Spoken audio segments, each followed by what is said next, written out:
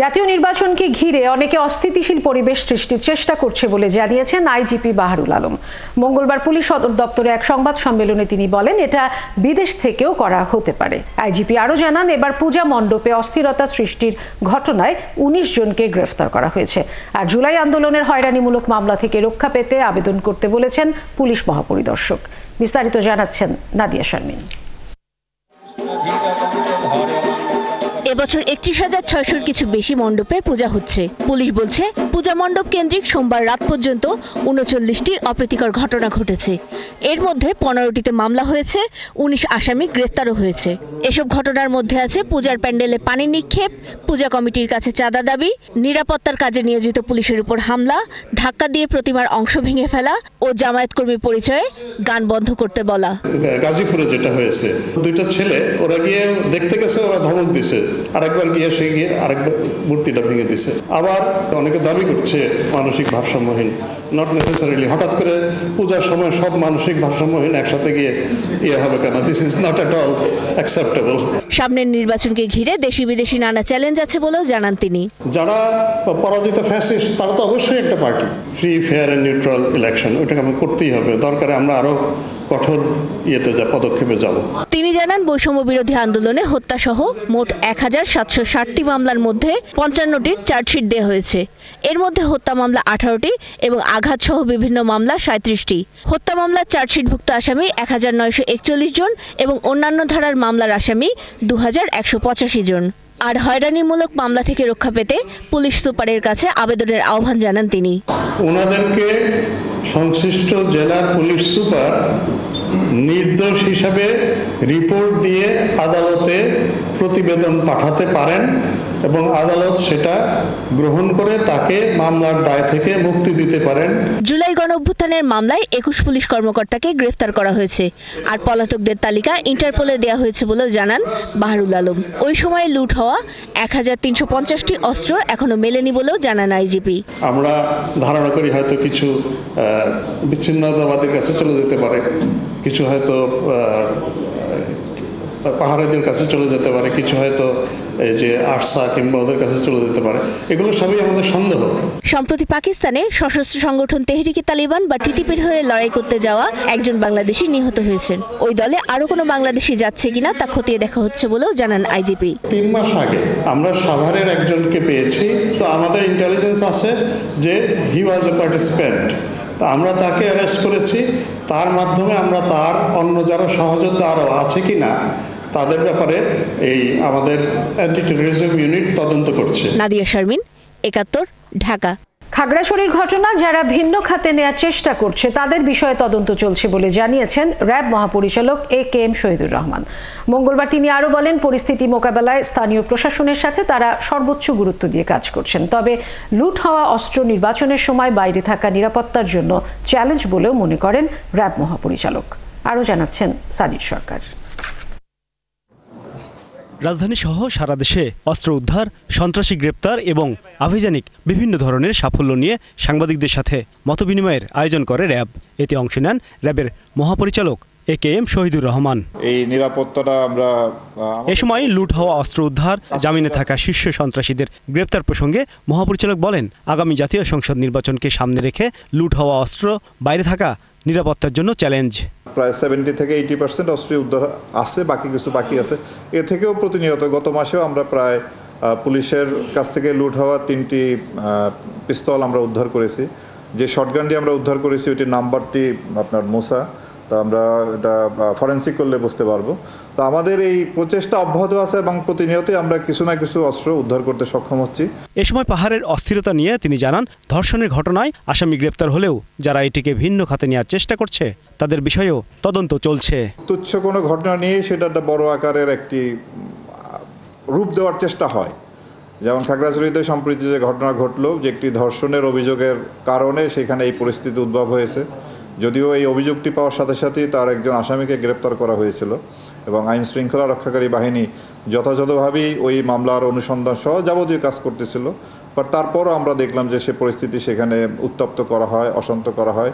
এর পিছনে কোনো না কোনো ইন্ধন আছে। তবে স্থানীয় আইন শৃঙ্খলা রক্ষাকারী বাহিনী, স্থানীয় প্রশাসন এই বিষয়ে তদন্ত কার্যক্রম অব্যাহত আছে এবং যেহেতু একটি ঘটনা ঘটেছে এর সুষ্ঠু তদন্ত হবে এবং এর আইনানুগভাবেই এই ব্যাপারটি মোকাবেলা করা হবে। শারদীয় দুর্গাপূজার সময় কোথাও যাতে অপ্রীতিকর ঘটনা না ঘটে এজন্য সতর্ক অবস্থানে রয়েছে র্যাব। সারা দেশে এই পূজাটি বেশ উৎসাহ উদ্দীপনার মাধ্যমে চলছে।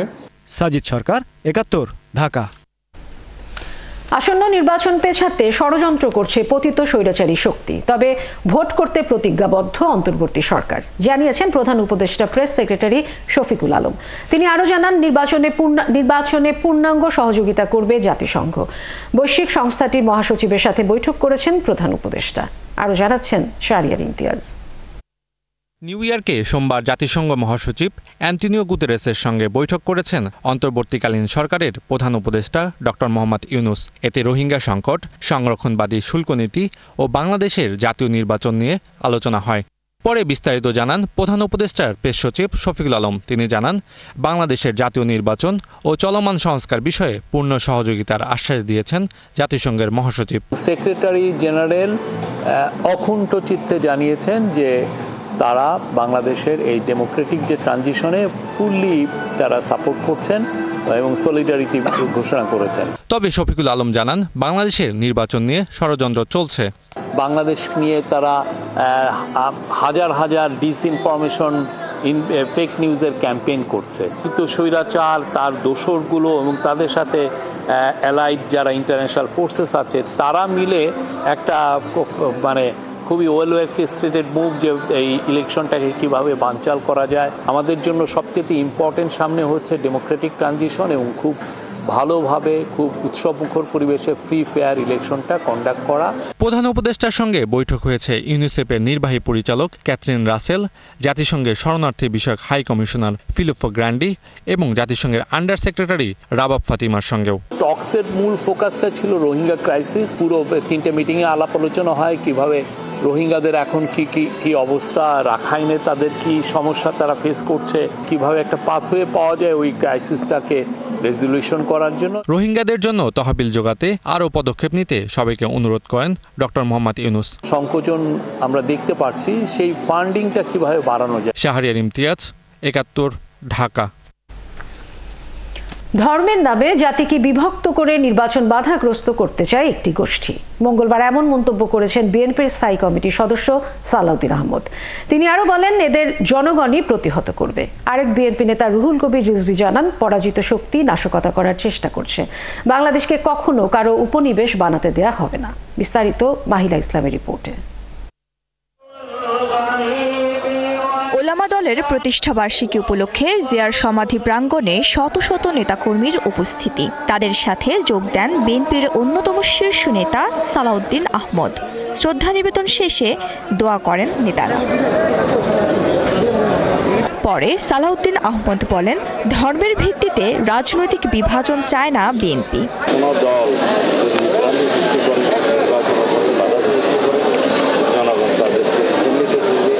গণতন্ত্রের উত্তরণের পথে দেশি বিদেশি ষড়যন্ত্র দৃশ্যমান হচ্ছে, এমন মন্তব্য করে তাদের প্রতিহত করারও হুঁশিয়ারি দেন তিনি।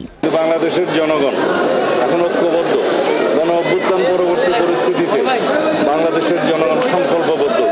এদেশের গণতন্ত্র উত্তরণের পথে যারাই বাধা সৃষ্টি করবে এবং কোনো রকমের ষড়যন্ত্র করবে, সে দেশি হোক বিদেশি হোক, তাদেরকে তারা প্রতিহত করবে। এদিকে ঢাকা বিশ্ববিদ্যালয়ের জগন্নাথ হলের পূজা মণ্ডপ পরিদর্শন করেন দলটির সিনিয়র যুগ্ম মহাসচিব রুহুল কবির রিজভী। তিনি বলেন, পরাজিত শক্তি অনেক অর্থবিত্ত খরচ করে নানাভাবে নাশকতা করার চেষ্টা করছে। সেই টাকাগুলো খরচ করছে বাংলাদেশে নানাভাবে নাশকতামূলক কাজ, নানাভাবে তারা অন্তর্ঘাত তৈরি করার চেষ্টা করছে। বাংলাদেশকে কারোর উপনিবেশ বানাতে দেয়া হবে না বলেও মন্তব্য করেন রিজভী। মাহিলা ইসলাম, ৭১, ঢাকা। পিআর পদ্ধতিতে নির্বাচন সহ 5 দফা দাবিতে আবারও মাঠে নামার ঘোষণা দিয়েছে জামায়াত ইসলামী ও ইসলামী আন্দোলন। মঙ্গলবার সংবাদ সম্মেলনে দল দুটি জানায়, তারা জনমত গঠনে 1 অক্টোবর থেকে ঘরোয়া আলোচনা করবে, আর শেষের দিকে মহানগরে গণমিছিল ও জেলা উপজেলায় স্মারকলিপি দেবে দল দুটি। বিস্তারিত জানাচ্ছেন সুমন মাহমুদ। জাতীয় সনদের ভিত্তিতে। দুপুরে মগবাজারের আল ফালাহ মিলনায়তনে সংবাদ সম্মেলন করে জামায়াতে ইসলামী। এই সময় দলটির পক্ষ থেকে জুলাই সনদের ভিত্তিতে ফেব্রুয়ারিতেই নির্বাচনের আহ্বান জানানো হয়। প্রস্তাবের ভিত্তিতে রাজনৈতিক দলসমূহের সাথে পিআর পদ্ধতি ও জুলাই সনদের আইনি ভিত্তি সহ 5 দফা দাবিতে প্রথম ধাপের কর্মসূচি শেষ করেছে তারা। দলটির সেক্রেটারি বলছেন, দাবিগুলোতে জনগণ সাড়া দিয়েছে। আমাদের এই 5 দফা গণদাবির পক্ষে জনমত গঠনের জন্য আগামীকাল 1 অক্টোবর থেকে 9 অক্টোবর পর্যন্ত সারা দেশে গণসংযোগ কর্মসূচি পালিত হবে।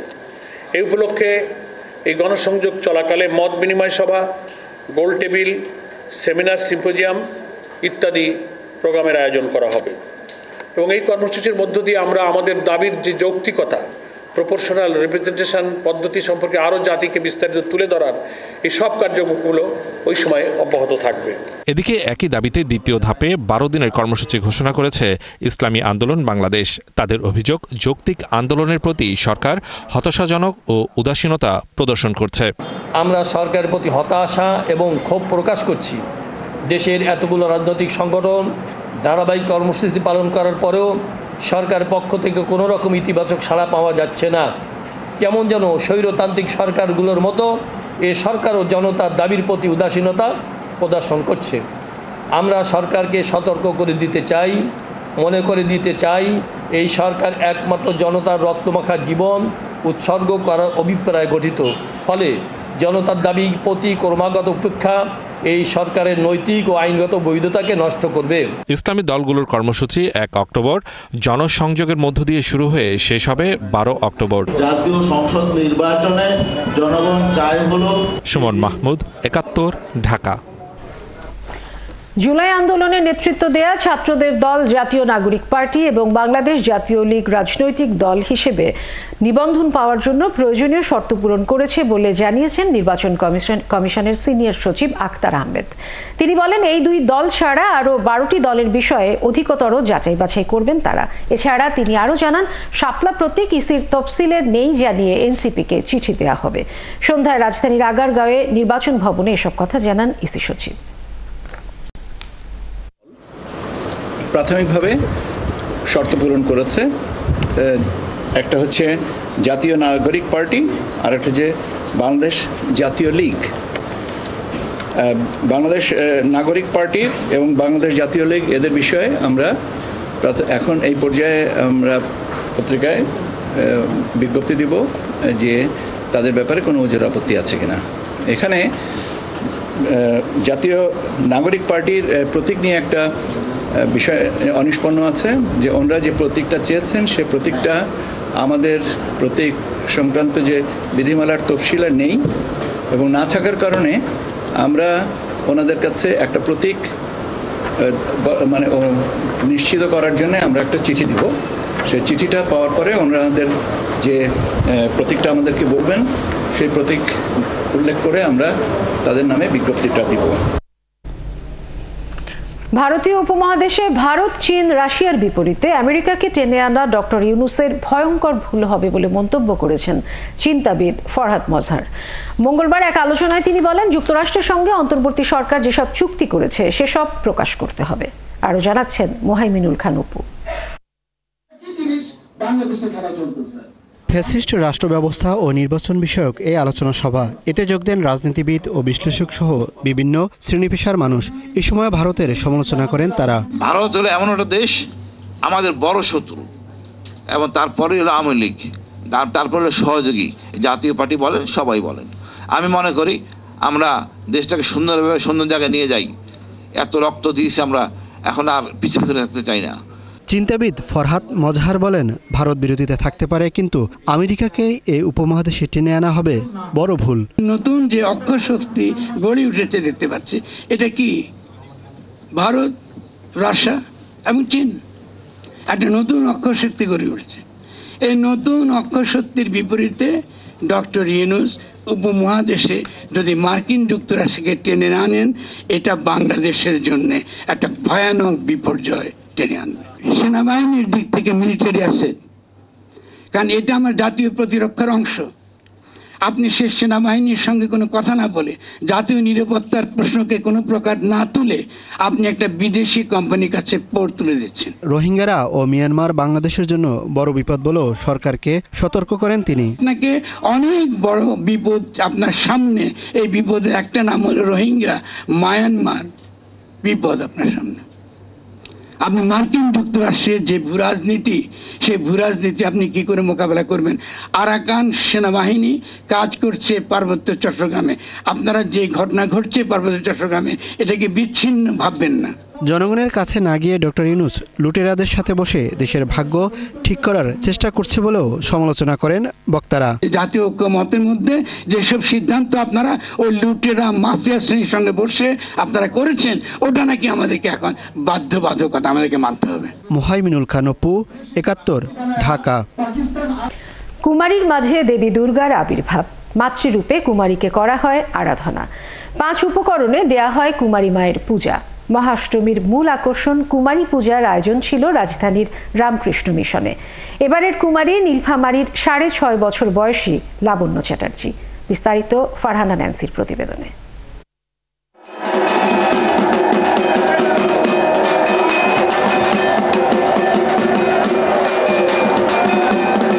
পদ্ম হাতে যেন স্বয়ং মহামায়া বসে আছেন, দেবী দুর্গার প্রতিরূপে কুমারী দেবী। পায়ে আলতা, কপালে সিঁদুর আর তিলক পরে সামনে আসলেন মালিনী। 6.5 বছরের লাবণ্য চ্যাটার্জির 2 হাতে 2টি পদ্ম, চরণে রক্তজবা আর অপরাজিতা। অসুর বিনাশী শুদ্ধ সত্তার আবির্ভাব। উলুধ্বনি আর চণ্ডীপাঠ করে কুমারীকে দেবীর আসনে বসিয়ে অগ্নি, জল, বস্ত্র, পুষ্প আর বাতাস, এই 5 উপকরণে দেয়া হয় পূজা। নারী ভক্তরা বলেন, দেবীকে কুমারী পূজার মধ্য দিয়ে যে সম্মান আর শ্রদ্ধা দেয়া হয়, তার প্রতিফলন যেন হয় সমাজ রাষ্ট্রের প্রতিটা ক্ষেত্রে। মায়ের কাছে একটাই প্রার্থনা যে এই সম্মান, যে আজকে নারীকে মাতৃরূপে পূজার মধ্যে দিয়ে যে সম্মান দেখানো হবে, এই সম্মানটা যেন একদিনেই শেষ না হয়ে যায়। কুমারী মাটা যে পূজা হবে, একইভাবে পূজা হবে, সকল নারীদের সম্মান জানানোটা, এটাই কিন্তু আমি সকলের কাছে আশা করব। বাস্তবিক রূপে তো সেটা হচ্ছে না, কিন্তু আমার মতে আমি চাই এটা যাতে এই দেশে এটা হোক। কুমারী পূজার সার্থকতা হবে তখনই যখন নারী জাতির সম্মান ও ভূমিকাকে সঠিক স্বীকৃতি দেয়া হবে। কারণ সমাজের চারিদিকে অনেক নারীরা বিভিন্নভাবে ভেরিয়াস টাইপের অবহেলা, লাঞ্ছিত এবং নিপীড়িত হচ্ছে। প্রতিটা ঘরে ঘরে নারীরা যেমন লাঞ্ছিত না হয়, যতটুকু পায় আরো বেশি পাওয়া উচিত আমি মনে করি। রামকৃষ্ণ মিশনে কুমারী পূজার গুরুত্ব ব্যাখ্যা করেন মিশনের অধ্যক্ষ। পূজা শেষে ছোট্ট কুমারী দেবী মালিনী বর দিলেন ভক্তদের। সবাই ভালো থাকুক, সবাই ভালো থাকুক। দেবতারা সবাই এই দেবীর জাগরণ চেয়েছিলেন এবং দেবতাদের প্রার্থনাতে, তাদের স্তব স্তুতিতে সন্তুষ্ট হয়ে স্বয়ং আদ্যাশক্তি মহামায়া দুর্গা রূপে পৃথিবীতে অবতীর্ণ হয়েছিলেন এবং তিনি মহিষাসুরকে বধ করেছিলেন। এটাই হচ্ছে মাহাত্ম্য। মাতৃরূপে কুমারীর মাঝে দেবী দুর্গার আবির্ভাব আর নারী শক্তি উদযাপনে শেষ হলো মহা অষ্টমীর কুমারী পূজা। ভক্তদের প্রত্যাশা, এই কুমারী পূজার মূল মাহাত্ম্য যে নারীকে তার ন্যায্য অধিকার আর সম্মান দেয়া, সেটা যেন একদিনের জন্য না হয়, সর্বদা বিরাজমান থাকে। এর আগে ভোরবেলা মহা অষ্টমীর কল্পারম্ভ ও বিহিত পূজা অনুষ্ঠিত হয়। ফারহানা ন্যান্সি, ৭১, ঢাকা। স্বৈরাচার আওয়ামী লীগ আমলে 4টি ব্যাংক থেকে প্রায় 2 লাখ কোটি টাকা লোপাট করেছে এস আলম গ্রুপ। অর্থনৈতিক গোয়েন্দা BFIAU থেকে পাওয়া নথি থেকে এমন তথ্য পেয়েছে দুর্নীতি দমন কমিশন। মঙ্গলবার দুদক মহাপরিচালক জানান, এস আলম গ্রুপের ব্যাংক লুটের প্রত্যেকটি ঘটনা খতিয়ে দেখা হচ্ছে, আর এসব ঘটনায় জড়িতদের দেশে ফিরিয়ে আনতে ইন্টারপোলের সহায়তা নেওয়া হবে। জেমসন মাহবুবের প্রতিবেদন। এস আলম দেশের অর্থনীতি ধ্বংসের অন্যতম কুশীলব। লোপাট করা টাকায় বিদেশে বিলাসী জীবনে মগ্ন এস আলম পতিত প্রধানমন্ত্রী শেখ হাসিনার ক্ষমতাকে ব্যবহার করে দখলে নেন দেশের 7টি ব্যাংক। শেখ হাসিনার ছত্রছায়ায় থাকা এই শিল্প গ্রুপ দেশের ব্যাংক খাতকে ধ্বংসের কিনারায় নিয়ে গেছে, এমন অভিযোগও বেশ পুরনো। গণ অভ্যুত্থানের পর এস আলমের বিরুদ্ধে ব্যাংক লোপাট, অর্থ পাচারের অভিযোগ আমলে নিয়ে অনুসন্ধান শুরু করে দুদক। একই সাথে তাদের বিষয়ে কাজ করছে বিএফআইইউ। এরই মধ্যে বিএফআইইউ থেকে এস আলম সংক্রান্ত নথি এসেছে দুদকে। নথির তথ্য বলছে, এস আলম গ্রুপের দখলে থাকা ইসলামী ব্যাংক থেকে 1,05,000 কোটি টাকা, ফার্স্ট সিকিউরিটি ইসলামী ব্যাংক থেকে 39,000 কোটি টাকা, ইউনিয়ন ব্যাংক থেকে 20,000 কোটি টাকা ও গ্লোবাল ইসলামী ব্যাংক থেকে 13,000 কোটি টাকা লোপাটের প্রমাণ মিলেছে। এসব নিয়ে টাস্কফোর্সের পাশাপাশি দুদকের একাধিক টিম কাজ করছে।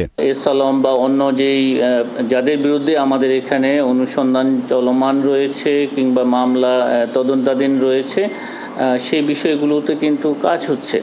আমাদের সংশ্লিষ্ট অনুসন্ধানকারী কর্মকর্তা এবং তদন্তকারী কর্মকর্তাগণ কাজ করছেন। কোনো অভিযোগ, সুনির্দিষ্ট কোনো অভিযোগে কিন্তু বাদ যাবে না।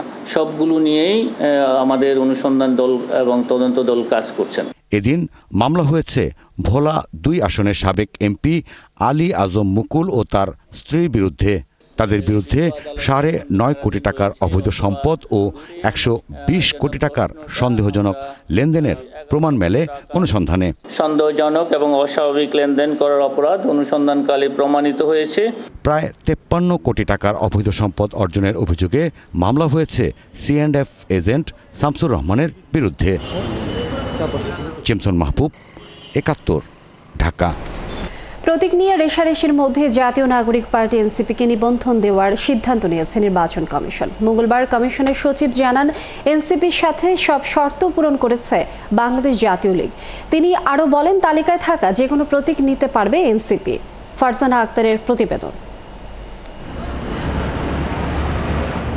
ত্রয়োদশ জাতীয় সংসদ নির্বাচনকে সামনে রেখে দল নিবন্ধনের আবেদন আহ্বান করে নির্বাচন কমিশন। এতে 143টি নতুন রাজনৈতিক দল নিবন্ধন চেয়ে আবেদন করে। প্রাথমিক যাচাই বাছাইয়ে উত্তীর্ণ হয় 22টি। আবেদনের শর্ত পূরণ করায় নিবন্ধন পেতে যাচ্ছে জাতীয় নাগরিক পার্টি ও বাংলাদেশ জাতীয় লীগ। দল দুটির বিষয়ে দাবি আপত্তি জানাতে গণবিজ্ঞপ্তি জারি করবে ইসি। তথ্য পর্যালোচনার পরে আমাদের অবস্থানটা হচ্ছে, দুটো দল প্রাথমিকভাবে শর্ত পূরণ করেছে। একটা হচ্ছে জাতীয় নাগরিক পার্টি, আর একটা হচ্ছে বাংলাদেশ জাতীয় লীগ। জাতীয় নাগরিক পার্টির প্রতীক নিয়ে একটা বিষয় অনিষ্পন্ন আছে, যে ওনারা যে প্রতীকটা চেয়েছেন সে প্রতীকটা আমাদের প্রতীক সংক্রান্ত যে বিধিমালার তফসিলে নেই, এবং না থাকার কারণে আমরা ওনাদের কাছে একটা প্রতীক মানে নিশ্চিত করার জন্য আমরা একটা চিঠি দিব। সেই চিঠিটা পাওয়ার পরে ওনাদের যে প্রতীকটা আমাদেরকে বলবেন, সেই প্রতীক উল্লেখ করে আমরা তাদের নামে বিজ্ঞপ্তিটা দিব। ইসি সচিব জানান, বাংলাদেশ নিজামী পার্টির পক্ষে আদালতের রায় আছে, তাই তারা নিবন্ধনযোগ্য। বাংলাদেশ আমজনগণ পার্টি, জাতীয় জনতা পার্টি ও শাহজাহান সিরাজের নেতৃত্বাধীন জাতীয় সমাজতান্ত্রিক দল সহ 12 দলের বিষয়ে আরও অনুসন্ধান করবে কমিশন। আম জনতার দল, বাংলাদেশ গণতান্ত্রিক পার্টি, বাংলাদেশ সমাজতান্ত্রিক দল মার্ক্সবাদী, Bangladesh justice and development party. তথ্যানুসন্ধানের সংখ্যা দাঁড়ালো 9 আর 2, 9 আর 3, 12টা। এদিকে 7 দলের যথেষ্ট তথ্য প্রমাণ না থাকায় আবেদন নামঞ্জুর করেছে ইসি। 7টা দলকে আমরা মনে করেছি যে তারা যথেষ্ট প্রমাণ আদি দিতে পারেন নাই, সে কারণে তারা আবেদন নামঞ্জুর হবে। Forward party, Bangladesh communist party, মার্ক্সবাদী CPBM, বাংলাদেশ সংস্কারবাদী পার্টি, বাংলাদেশ বেকার সমাজ, বাংলাদেশ সলিউশন পার্টি, নূতন বাংলাদেশ পার্টি, জমিয়াতে উলামায়ে ইসলাম ও নেজামে ইসলামী পার্টি। আইন অনুযায়ী নিবন্ধন পেতে ইচ্ছুক দলের একটি কেন্দ্রীয় কমিটি, 21 জেলা ও 100টি উপজেলায় কমিটি এবং প্রতি কমিটিতে 200 ভোটারের সমর্থনের প্রমাণ থাকতে হয়। ফারজানা আক্তার, 71, ঢাকা।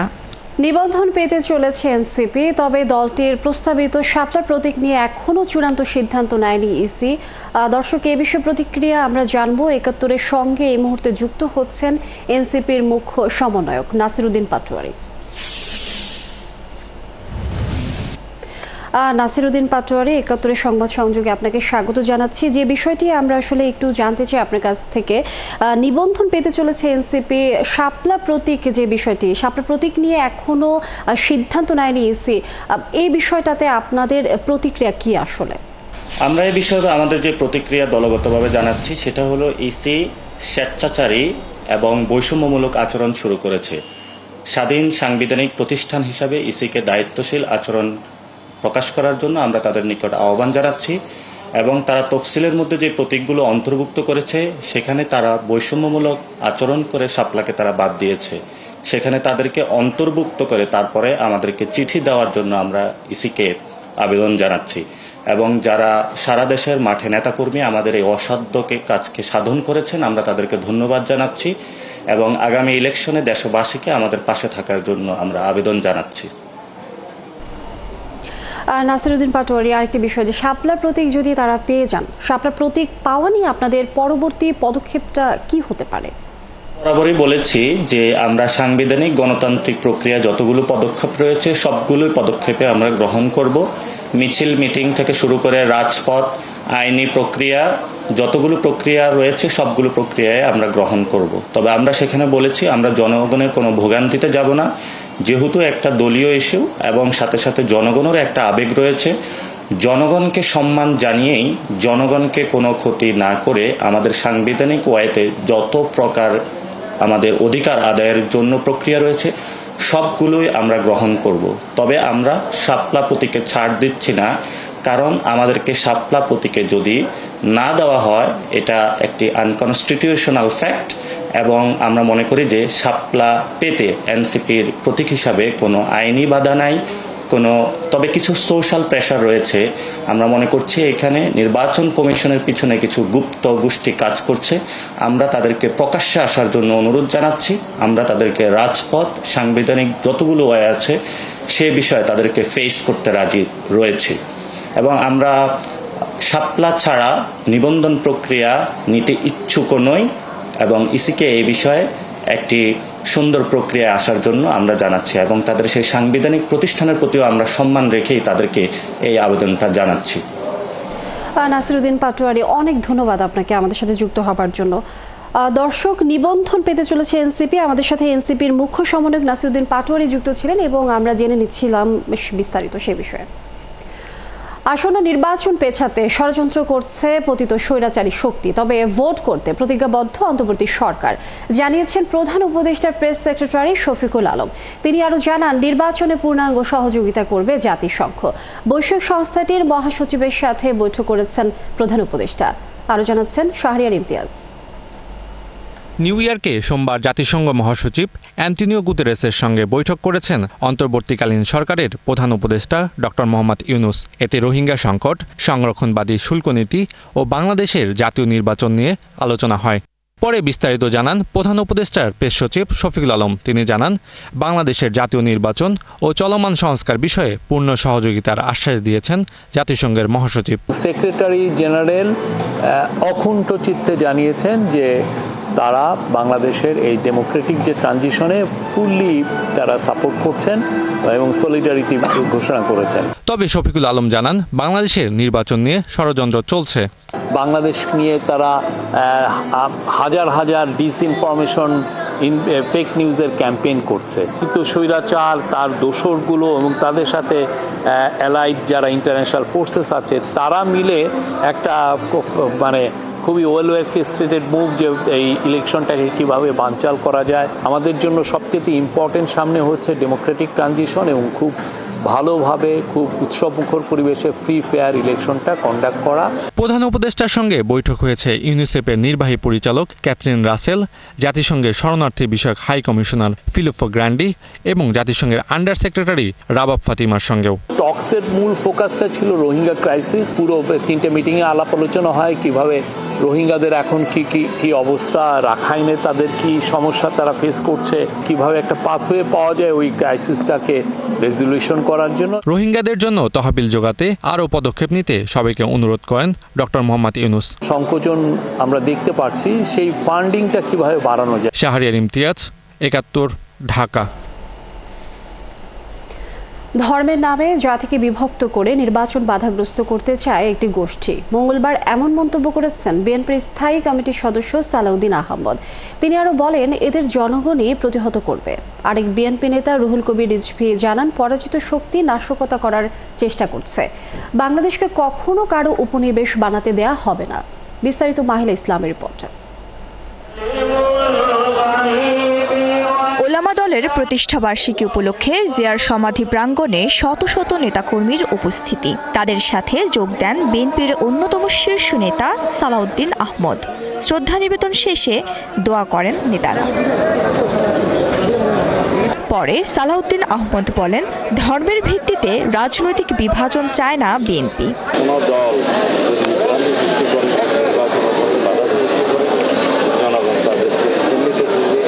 গণতন্ত্রের উত্তরণের পথে দেশি বিদেশি ষড়যন্ত্র দৃশ্যমান হচ্ছে, এমন মন্তব্য করে তাদের প্রতিহত করারও হুঁশিয়ারি দেন তিনি। বাংলাদেশের জনগণ এখন ঐক্যবদ্ধ। গণ অভ্যুত্থান পরবর্তী পরিস্থিতিতে বাংলাদেশের জনগণ সংকল্পবদ্ধ। এদেশের গণতন্ত্র উত্তরণের পথে যারাই বাধা সৃষ্টি করবে এবং কোনো রকমের ষড়যন্ত্র করবে, সে দেশে হোক বিদেশে হোক, তাদেরকে তারা প্রতিহত করবে। এদিকে ঢাকা বিশ্ববিদ্যালয়ের জগন্নাথ হলের পূজা মণ্ডপ পরিদর্শন করেন দলটির সিনিয়র যুগ্ম মহাসচিব রুহুল কবির রিজভী। তিনি বলেন, পরাজিত শক্তি অনেক অর্থবিত্ত খরচ করে নানাভাবে নাশকতা করার চেষ্টা করছে। সেই টাকাগুলো খরচ করছে বাংলাদেশে নানাভাবে নাশকতামূলক কাজ, নানাভাবে তারা অন্তর্ঘাত তৈরি করার চেষ্টা করছে। বাংলাদেশকে কারোর উপনিবেশ বানাতে দেয়া হবে না বলেও মন্তব্য করেন রিজভী। মাহিলা ইসলাম, ৭১, ঢাকা। পিআর পদ্ধতিতে নির্বাচন সহ ৫ দফা দাবিতে আবারও মাঠে নামার ঘোষণা দিয়েছে জামায়াতে ইসলামী ও ইসলামী আন্দোলন। মঙ্গলবার সংবাদ সম্মেলনে দল দুটি জানায়, তারা জনমত গঠনে ১ অক্টোবর থেকে ঘরোয়া আলোচনা করবে। আর শেষের দিকে মহানগরে গণমিছিল ও জেলা উপজেলায় স্মারকলিপি দেবে দল দুটি। বিস্তারিত সুমন মাহমুদের প্রতিবেদনে। জুলাই জাতীয় সনদের ভিত্তিতে দুপুরে মগবাজারের আল ফালাহ মিলনায়তনে সংবাদ সম্মেলন করে জামায়াতে ইসলামী। এই সময় দলটির পক্ষ থেকে জুলাই সনদের ভিত্তিতে ফেব্রুয়ারিতেই নির্বাচনের আহ্বান জানানো হয়।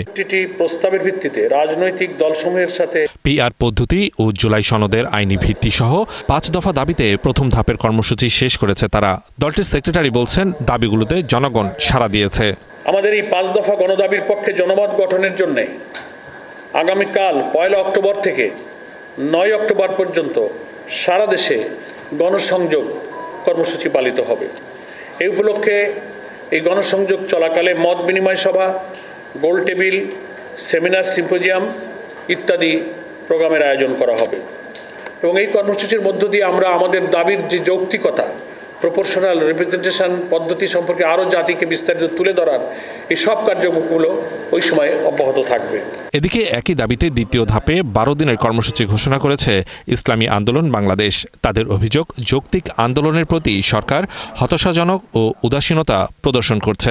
আমরা সরকারের প্রতি হতাশা এবং ক্ষোভ প্রকাশ করছি।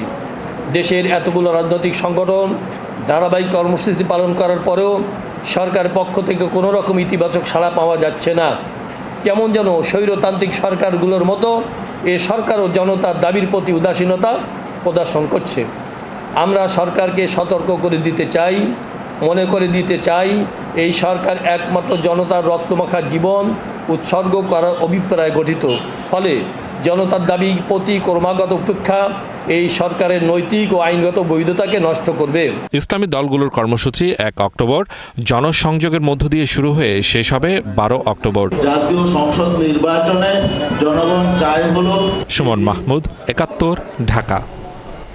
পাহাড়ে শান্তিপূর্ণভাবে পূজা উদযাপন ব্যাহত করতে একটি মহল বিশৃঙ্খলা করেছিল, তবে ইতিমধ্যে আইনশৃঙ্খলা বাহিনী সেটি প্রতিহত করেছে। বিকেলে জাতীয় ঢাকেশ্বরী মন্দিরে পূজা উদযাপন পরিদর্শন শেষে কথা বলেন স্বরাষ্ট্র উপদেষ্টা জাহাঙ্গীর আলম চৌধুরী। সোশ্যাল মিডিয়া সহ যে কোনো গুজবে কান না দেওয়ার পরামর্শ দেন তিনি। আরও জানাচ্ছেন সাজিদ সরকার।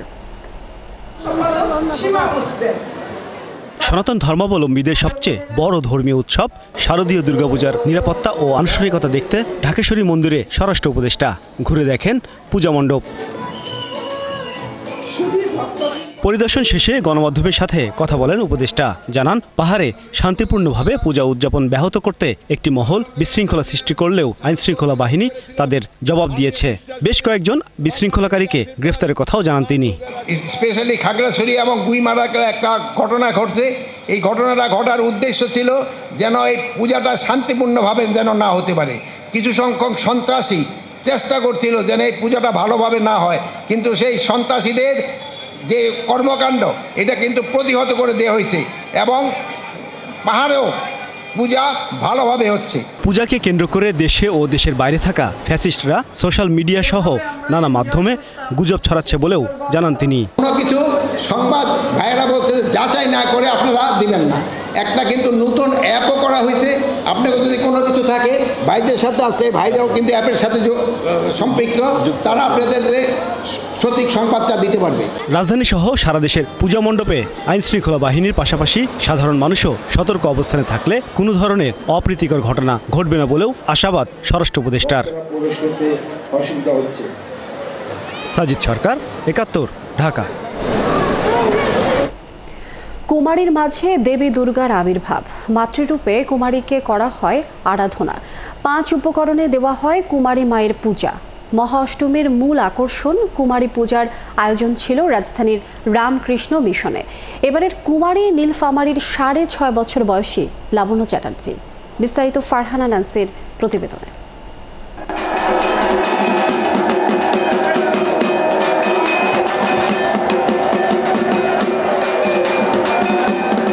পদ্ম হাতে যেন স্বয়ং মহামায়া বসে আছেন, দেবী দুর্গার প্রতিরূপে কুমারী দেবী।